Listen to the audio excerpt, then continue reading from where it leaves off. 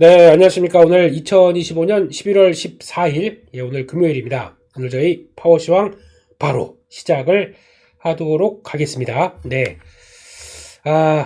간밤에 미국 시장 보니까 조금, 이제 올 것이 또 왔구나, 이런 느낌이 듭니다.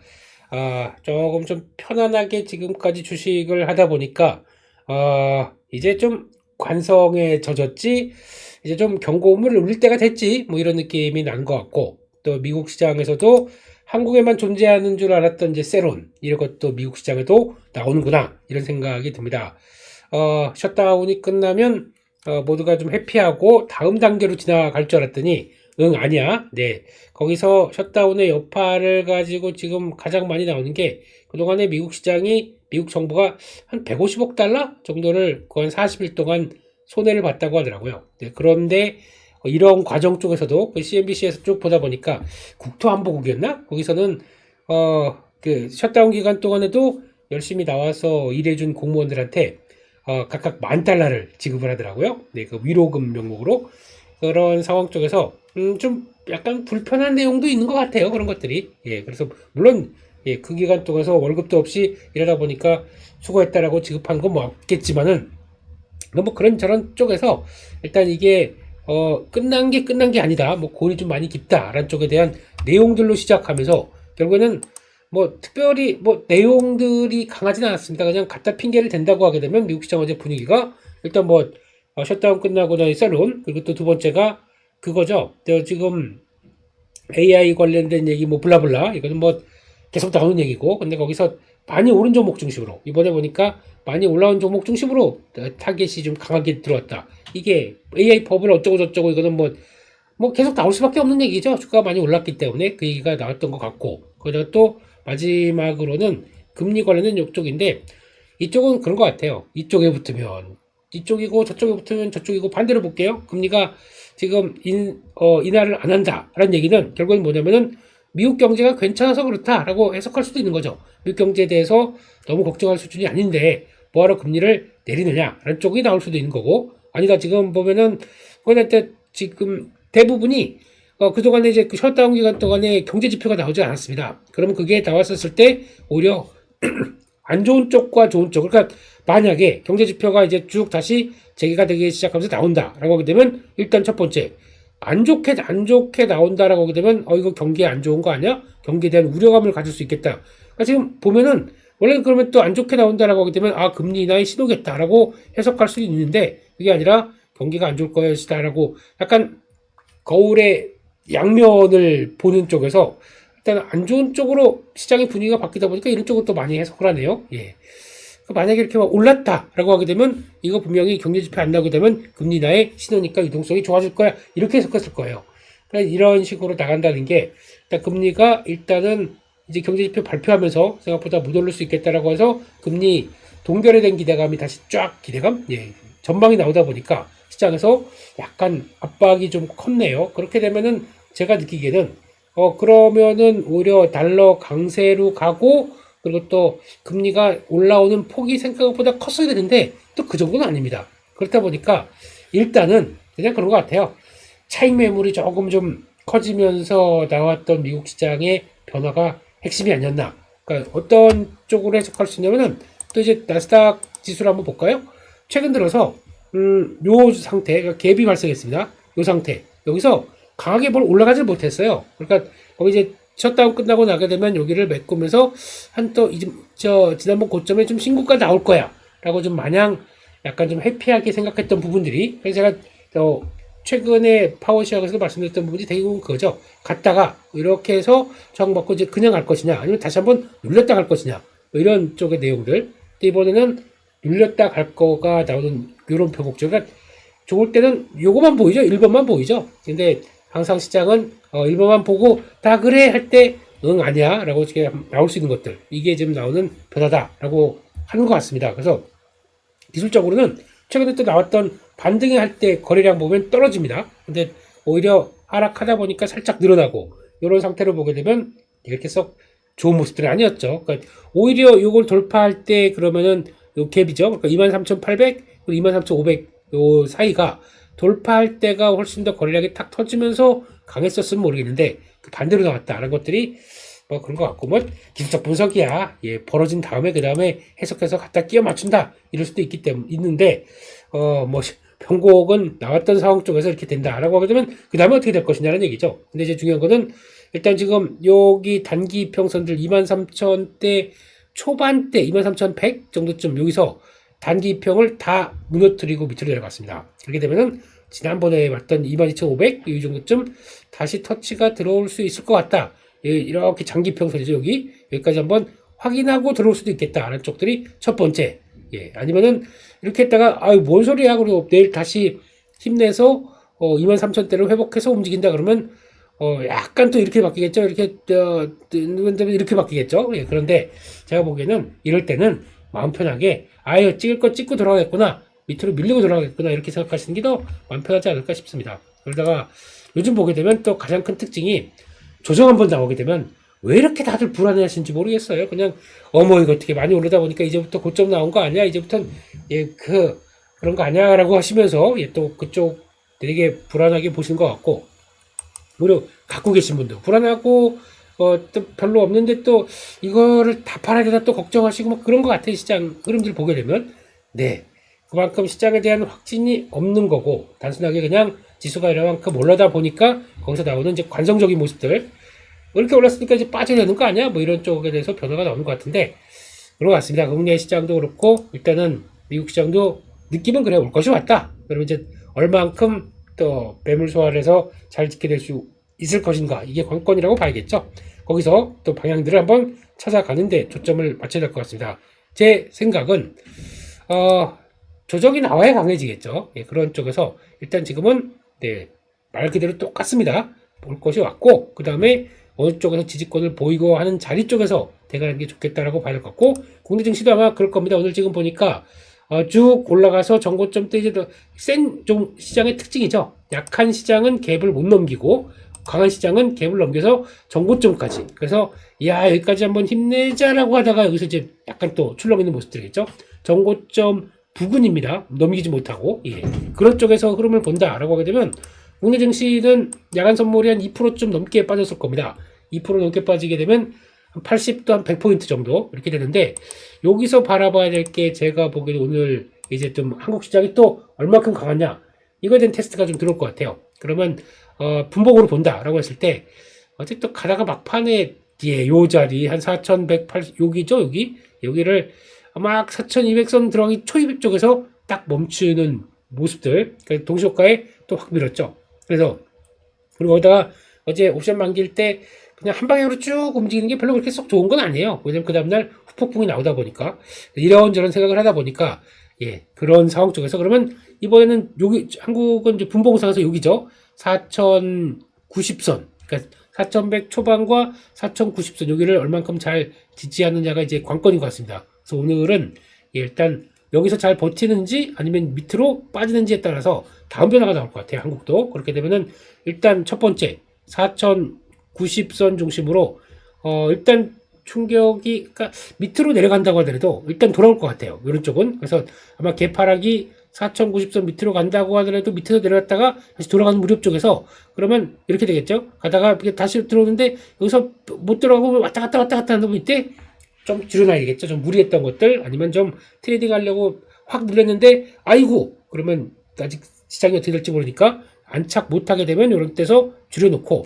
오후장을 다시 보든가 아니면 하루 이틀 더 본다 라는 쪽으로 그렇게 봐야 되겠죠. 그래서 요게 만약에 4,090선이 대응이 변화가 잘 안 된다라고 하게 되면 그 다음부터는 이제 그 다음 걱정을 해야죠. 이렇게 되면은 아마 폭이 많이 벌으니까 지금까지 나왔던 갭을 이제 메꾸는 과정들이 나오겠죠. 이런 갭들. 그렇게 되면 또 다시 우리도 예 저기 한 4,000선 또 테스트 요 앞쪽까지 들어갈 수가 있기 때문에 요런 것들 체크한다 그러면 또 확인해야 될 것 같고 그러면 한번 일봉상으로 봤을 때는 여기죠. 4,020선. 그래가지고 그런 과정들. 그래서 아마 일봉상 기준으로 아까 보셨던 첫 번째 4090, 예, 그리고 이번 두 번째 4020 이런 식으로 해서 지지권들의 변화를 좀 맞춰가는 게 맞지 않나 한쪽으로 확인해야 될 것 같고, 그러니까 미국 시장은 이 정도까지는 들어와 있는데 우리가 거기까지 강하게 들어올 것이다. 이거는 아닌 것 있고요. 예, 그 정도의 체력은 아닌 것 같고, 많이 오른 종목들이 많이 빠졌다라는 쪽으로 봐야 될 것 같고, 이럴 때는 아까 말씀드렸듯이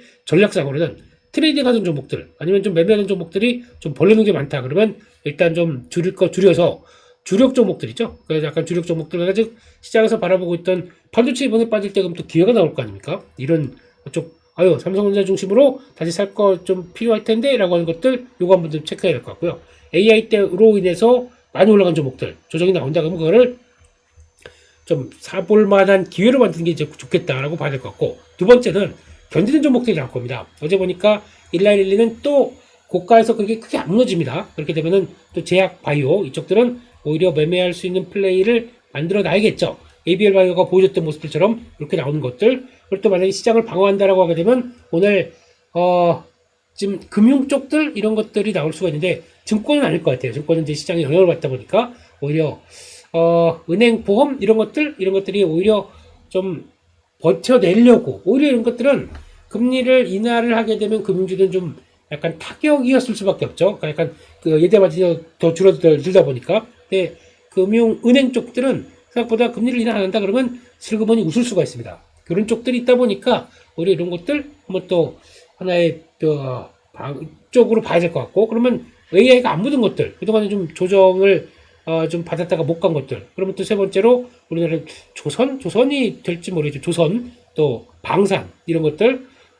원전은 AI 분위기가 좀 있다 보니까 또 고민을 할 수 있겠죠. 조선, 방산 이런 것들. 전력 설비는 오늘 또 영향은 안 좋게 받겠죠. 또 이런 것들 AI에 영향을 묻은 것들은. 네, 그래서 그런 거 빼고 나머지들 또 봐야 될 것 같고, 그동안에 많이 소화가 됐던 소비재 쪽들 이런 것들도 변화가 들어오나. 그래서 뭐 어제 보니까 파마리서치 요즘 클래시스 이 종목은 바닥 찍고 엄청 이렇게 쭉 돌아오기 시작해요. 그래서 우리는 관심 없었지라고 하는 종목들은 빠르게 돌아오고 있고, 그러다 보니까 이런 소비재 쪽에서 하나의 축을 마련하는지, 그러면 이렇게 봤을 때는 제약 바이오 쪽들 강하다, 소비재 강하다 그러면 약간 코스닥이 그러니까 물론 안에 있는 종목들은 좀 많이 흔들리겠죠. 또 그 바이오 반도체 소부장 이런 쪽들은 또 같이 영향을 받겠죠. 그 2차전지도 흔들릴 수는 있겠죠. 그런 쪽에서 나오는데 그런 관점 쪽에서 이런 것들이 선방하는지, 이게 지수에 좀 하락분을 좀 많이 하는지. 솔직히 삼성전자 SK하이닉스가 빠져도 금융주 쪽으로 방어하게 되면 시장이 그렇게 또 많이 안 밀릴 수도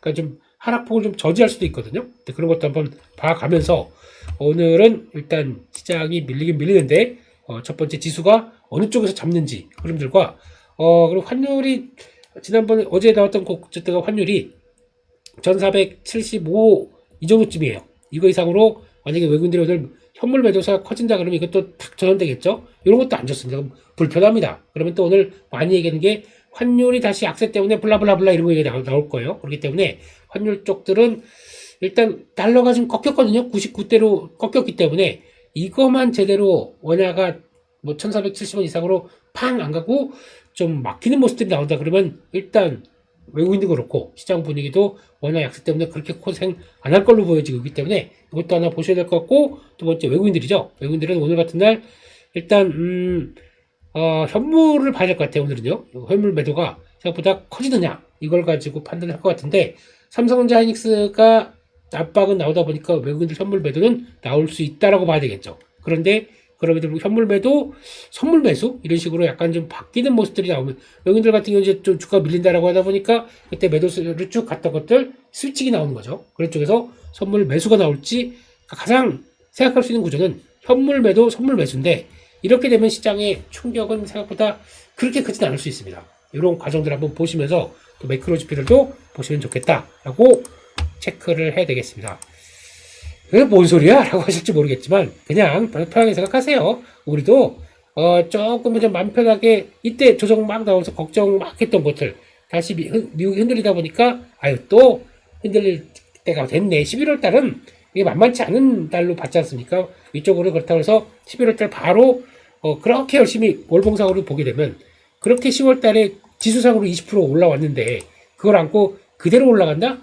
이건 좀 그렇다고 봤지 않습니까? 그렇기 때문에 아마 그런 관점으로 본다 그러면 11월이 만만치는 않구나. 좀 기간이라도 좀 조정을 받고 좀 매물 소화를 하고 다음으로 움직여야겠죠. 그런 상황으로 보게 되면 그냥 올 것이 없구나 생각하고 있고, 뭐 그렇다고 해서 지금까지 수익 난 거 다 팔아라. 예?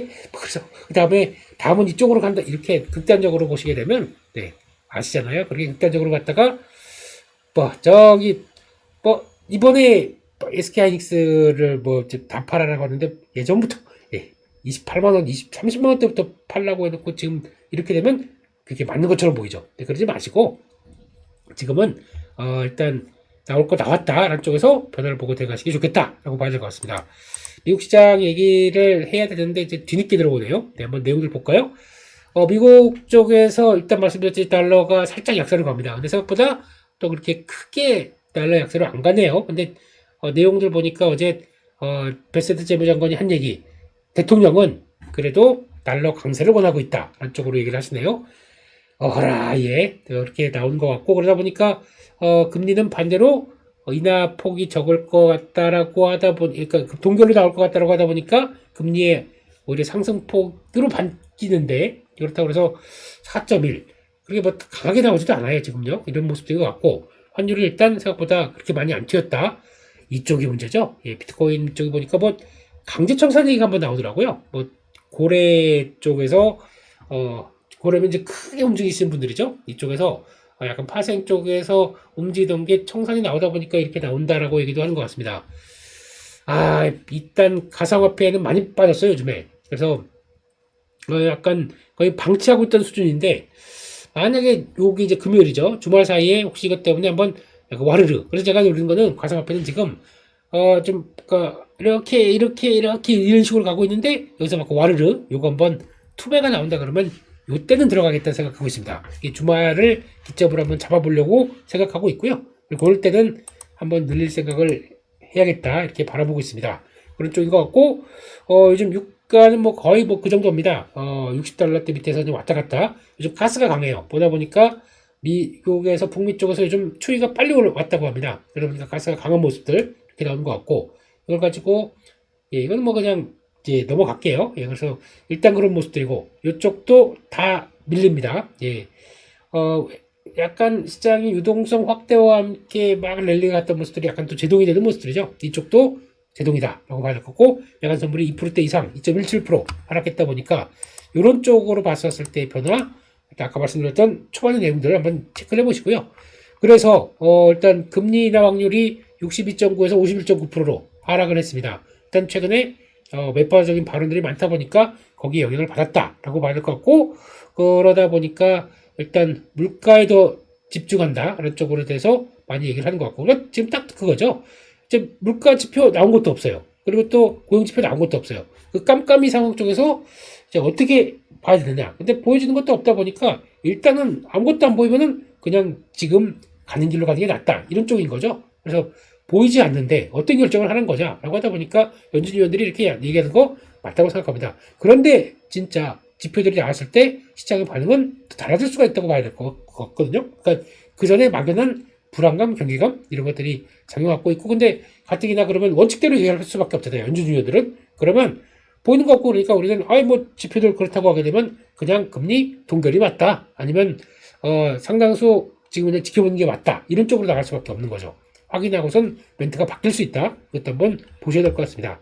그리고 요거는 회사채 발행이 1조 5천억 달러를 기록해서 역대 1위였던 2020년도 이후 최대 규모다.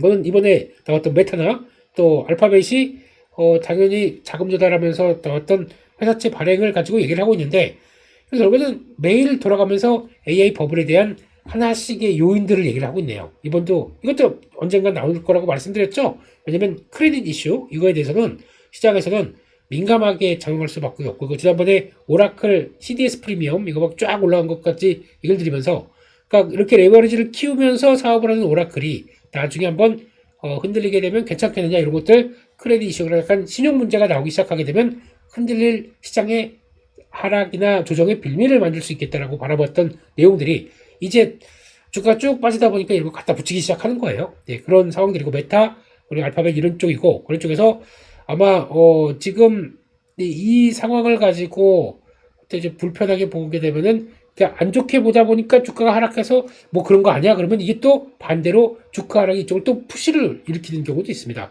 그러다 보니까 아직 심리가 완전히 안 됐다는 쪽으로 봐야 될 것 같고, 지금 최근에 미국 시장의 유동성이 그만큼 강하게 들어오지 못하다 보니까 이런 식으로 좀 쥐어짜는 유동성에서 이렇게 들어왔다라고 봐야 될 것 같습니다. 이렇게 되면은 또 가만히 있을까요, 행정부가?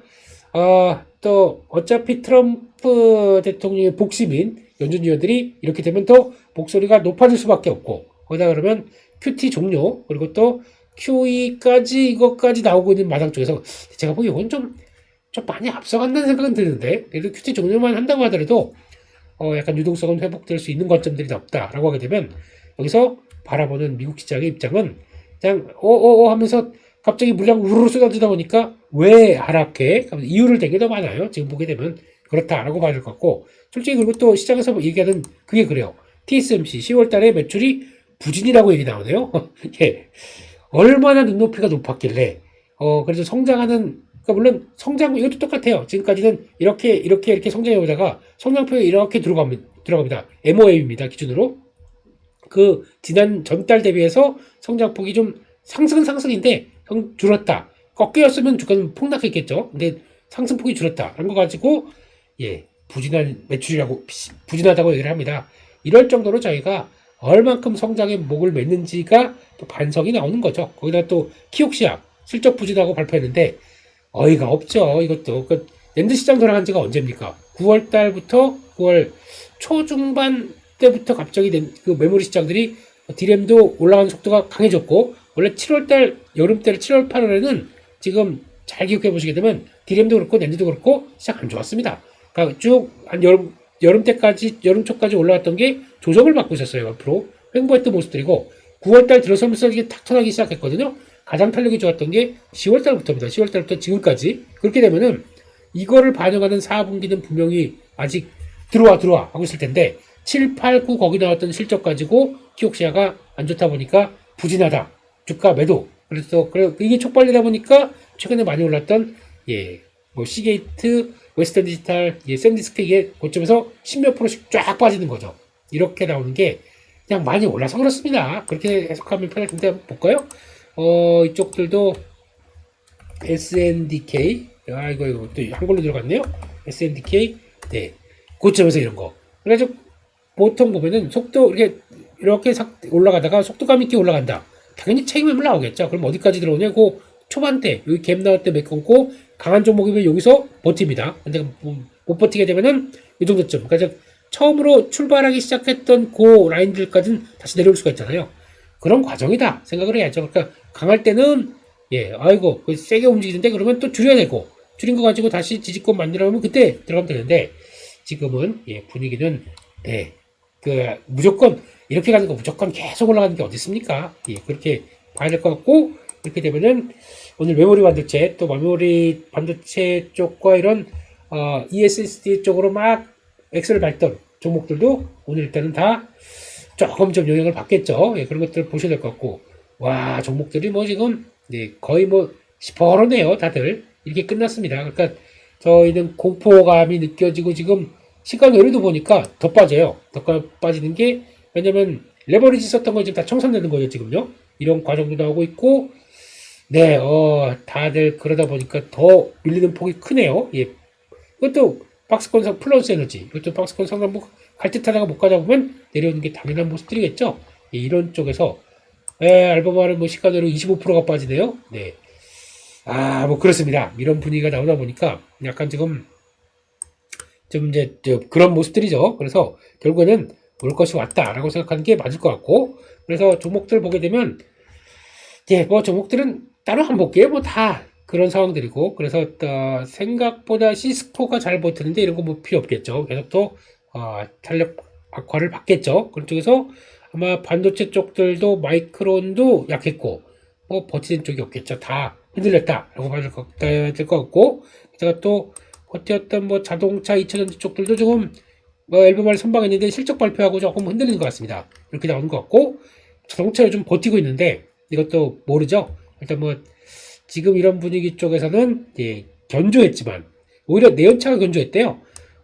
좀 특이하네요. 이렇게 나오는 것 같고, 다시 한번 대형 기술 쪽이 약했고, 아까 말씀드렸듯이 버티는 쪽은 이쪽에 나옵니다. 1112 버티고 있고, 나머지 종목들이 그러니까 이럴 때 보니까 지금 1112가 저만큼 올라갔으니까 노보노디스크 그러니까 빠져 있는 거 그러면 이거 사요? 라고 하시는데 제가 보기에는 차라리 기다렸다가 1112를 조정 시에 사는 게 더 좋다. 왜냐면 주도주를 많이 올랐는데 그거를 어떻게 사요? 그건 저희 논리고 앞으로 성장과 시장에 대해서 관심이 높다 그러면 이 종목일 거 아니에요. 그러면 높은 종목들을 지금 사는 게 아니라 얼마큼 조정권 들어와서 약간 좀 눌림목 들어왔을 때 사는 게 낫지. 이건 그럼 이게 만약에 여기 조정을 보인다. 노보노디스크는 그러니까 가다가 이렇게 쫙 빠져서 여기서 들어오는 거거든요. 더 빠져요. 그러니까 약한 종목은 더 밀리고 좋은 종목은 어느 정도 들어왔다가 다시 신고가를 향할 가능성이 높다. 그러면 어떤 걸 사야겠습니까 지금? 그게 더 핵심인 거죠. 그러니까 주도 종목들을 좀 더 압축해서 그쪽으로 가는 게 더 중요하다.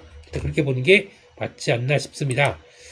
AI 묻은 거 다 빠졌죠. 오늘 팔런티어도 쭉쭉 빠지고 있고, 예, 그리고 네, 테어나가 들어오고 있고, 거기다가 양자 컴퓨터 이쪽들도 쫙쫙 빠지고 있고, 예. 그러네요. 뭐 에너지 기업들도 쭉 밀리고 있는 것 같고, 거기다가 비트코인도 선물 신청서 아까 얘기 나오는 것들도 있고, 태양광, 디즈니도 보니까 아까 좀 많이 밀렸더라고요. 매출 부진, 케이블 TV 해지, 광고 지출의 지속적인 감소 이런 거는 직격탄이죠. 그러다 보니까 잘 버티던 디즈니까지 이런 쪽이고 거기다가 태양광 쪽 요런 거는 느낌이 안 좋네요. 출하량이 30% 9% 감소했다. 이런 내용들 이러면 약간 ESS도 영향을 받을 수가 있습니다. 왜냐면 태양광 쪽이 하나의 신재세계 그래도 잘 나가는 버팀목 쪽이었는데 일단 지금 트럼프 행정부는 이쪽에 별로 관심이 없잖아요. 큰일 나면 그거 알아서 해 이런 쪽이다 보니까 이런 쪽에 변화가 들어왔다. 그렇게 봐야 될 것 같습니다. 여기까지 보고요. 기사들 뭐 찾을 거 없나 일단 쭉 보도록 하겠습니다. 네, 이런 내용들이 있어요. 코스피는 날았는데 타임폴리오 수익률이 부진하다. 그러니까 어떻게 보면은 시장 대비 수익률을 못 쫓아가는 기관들도 속출하고 있고 왜냐면 이런 쪽들은 대부분 롱숏 전략을 추진하거든요. 근데 한 방향으로 강하게 움직인다. 못 쫓아가요 이런 사람들도. 근데 저희가 어떻게 그러면 지수가 올해 70%를 올랐는데 내 계좌 왜 이래? 이들도 똑같이 생각해요. 그러니까 너무 그걸 가지고 상대적으로 나만 돈 못 벌었다 그렇게 생각하지 마세요. 그렇게 생각하는 것보다 그냥 지수가 너무 강하고 지수를 구성하는 한두 종목들이 더 세다 보니까 그게 그래서 그런 거구나. 그거 빼고 나머지 평범한 수익률은 그냥 이 정도면 되겠구나. 아마 제가 보기에는 코스닥 상승률 정도 30% 정도가 가장 적당한 수익률이 아니었을까라고 생각합니다. 혼자서는 그게 더 맞는 것 같고요. 이런 쪽도 한번 볼까요? 타임폴리오도 지금 롱숏으로 가게 되면 당연히 숏은 다 터질 수밖에 없겠죠. 그러다 보니까 제대로 대응이 안 됐다는 쪽이고 보게 되면 코스피가 그러니까 6개월 수익률로 58.5가 올랐는데 수익률이 16.3%다. 못 쫓아가는 거죠. 예. 만약에 이런 회사 같은 경우는 이런 펀드 같은 경우는 횡보 나왔을 때 하락도 별로 수익률이 안 좋아요. 횡보 나왔을 때가 오히려 수익률이 확 올라갑니다. 이런 쪽들을 박스권에서 왔다 갔다 할 때 이런 쪽으로 나온 것 같고 그래서 아마 롱숏 포지션 안 바꾼다라고 얘기를 하는 것 같고 거기다가 제일 중요한 게 그렇다고 해서 지금 롱의 베팅을 더해서 지수 상승을 따라가는 전략은 제어할 것이다. 이렇게 얘기한다는 얘기는 그래서 여기서 많이 올랐기 때문에 그냥 지수가 더 강화되는 거를 생각하는 것보다 아니겠다. 이쪽보다는 오히려 섹터 쪽으로 주도업종 후보군을 선별해서 주력하겠다. 이런 내용들을 한번 잘 보실 필요가 있어요. 저희도 이렇게 따라가는 게 맞습니다. 그 정도까지 그러는데 그래서 지금 여기서 얘기하는 것들은 그들이 좋게 생각하는 거 한번 잠깐 볼까요? 그러면 지금 AI는 당연히 붙죠. 반도체를 포함한 AI, 인프라 쪽들, 조선, 방산, MSCI 정기 변경 이슈 이런 쪽으로 보고 있고 ESS 3차 상법 개정 배당소득 분리과세 관련된 주식 뭡니까 이게 다 지주사, 증권, 금융 이런 쪽들이고 ESS 들어와 있습니다. 이런 것들 그렇기 때문에 이런 쪽에 이런 데에서 많이 얘기하는 것들에 대해서 해답을 이런 큰 자금을 운영하는데도 이렇게 생각하고 있구나. 점점점 생각을 해야겠죠. 그래서 아마 이거는 그래도 이유는 될 수 있습니다. 우리가 그냥 패시브 자금으로만 막 움직이는 그런 쪽이 아니기 때문에 이럴 수 있다라고 생각하지만 그걸 가지고 반성은 하지만 이게 끝이다 아닐 걸로 보여지겠죠. 그래서 그렇습니다. 그래서 다음 국면들은 또 어떻게 나가는지 이들도 한번 좀 체크를 할 필요가 있다라고 봐야 될 것 같고요. 두 번째로 이런 것들 탈탄소의 부메랑 그러니까 지금 제대로 전력 구조를 갖춰놓지 않게 되면 이렇게 난리가 난다. 한 쪽들이죠. 물론 말은 좋습니다.